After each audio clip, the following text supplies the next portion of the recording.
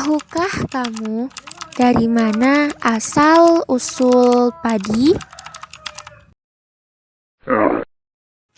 Yuk simak penjelasannya berikut ini.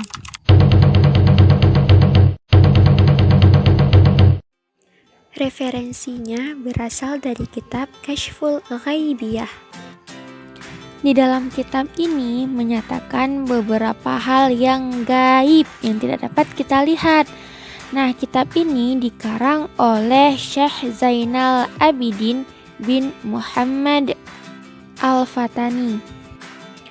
Adapun asal-usul padi langsung dijelaskan pada bab yang pertama, yaitu bab pada menyatakan kejadian ruh alam, yaitu nur penghulu kita dan Nabi kita Muhammad Sallallahu Alaihi Wasallam. Jadi dalam kitab tersebut tertulis bahwasanya padi itu berasal dari peluh Nur Muhammad yang Allah ciptakan sebelum menciptakan segala yang ada di dunia ini.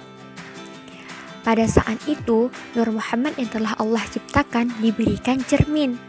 Karena begitu eloknya, Nur Muhammad yang bercermin itu pun berpeluh. Ada 6 titik peluh yang keluar dari Nur Muhammad tersebut. 6 titik peluh itu, titik yang pertama Allah jadikan ruh Abu Bakar. Titik yang kedua Allah jadikan ruh Umar.